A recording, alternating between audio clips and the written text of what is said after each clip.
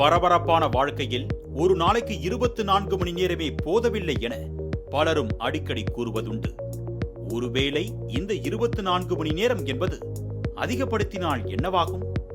ஆம், பூமியை விட்டு நிலவு விலகி செல்வதால் அதனால் ஏற்படும் காலநிலை மாற்றங்களால் வருங்காலங்களில் ஒரு நாளைக்கு 25 மணி நேரம் என கணக்கிடப்படலாம் என்ற தகவல் ஒன்று இணையத்தில் பரவி வருகிறது. வளிமண்டலத்தில் சூரிய குடும்பத்தில் 170க்கும் மேலான துணைக்கோள்கள் இருப்பதாக கூறப்படுகின்றன. இவற்றில் பூமிக்கு துணைக்கோளாக இருப்பதுதான் சந்திரன். பூமியின் துணைக்கோளான சந்திரன் சுமார் 4.5 பில்லியன் ஆண்டுகளுக்கு முன்பே உருவானதாக கூறப்படுகிறது. இரவு நேரங்களில் தன் பிரகாசமான ஒளியால் பூமியையே குளிர்விக்கும் இந்த நிலவை பெருக்காதவர்களே இல்லை.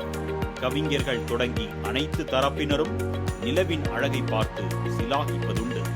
மெல்ல மெல்ல தேய்ந்து ஒரு நாள் காணாமல் போய் பின்னர் மெல்ல மெல்ல வளர்ந்து பௌர்ணமியாய் காட்சியளிக்கும் சந்திரன் மனிதனுக்கு பல தத்துவங்களையும் கொடுக்கிறது.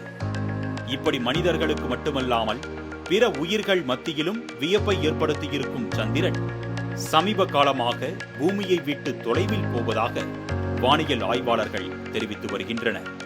ஐக்கிய அமெரிக்காவின் வின்கோன்சின் பல்கலைக்கழகத்தில் உள்ள குழுவினர் சமீபத்தில் ஆய்வு ஒன்றை மேற்கொண்டனர். அதில் நிலவு பூமியை விட்டு படிப்படியாக விலகி செல்வதாக தெரிய வந்துள்ளது. ஆண்டுக்கு சுமார் 3.8 சென்டிமீட்டர் வீதம் பூமியை விட்டு நிலா விலகி செல்வதாக ஆய்வில் தெரிய வந்தது. இதே நிலை நீடித்தால் பூமிக்கும் நிலவுக்கும் இடையே உள்ள ஈர்ப்பு விசை குறைந்து இரண்டிற்கும் இடையேயான அலை சக்திகளில் மாற்றம் உண்டாகும். இதனால் பூமி சுழல்வது தாமதமாகி இரவு பகலின் நீளம் அதிகமாகும்.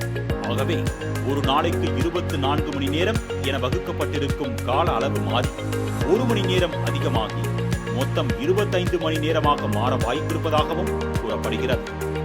சூரியன் சுற்றுவதை வைத்துதானே பூமியில் பகல் இரவு கால நேரம் வகுக்கப்படுகிறது.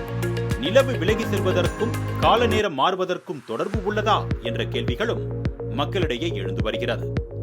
இதற்கு வின்கோன்சின் பல்கலைக்கழகம் மற்றொரு விளக்கத்தையும் அளித்துள்ளது. அதாவது சுமார் 140 கோடி ஆண்டுகளுக்கு முன்பு பூமியில் ஒரு நாளுக்கு 18 மணி நேரம் மட்டுமே இருந்ததாகவும் பின்னர்தான் காலநிலை மாற்றத்தால் 24 மணி நேரமாக மாறியதாகவும் கூறினர்.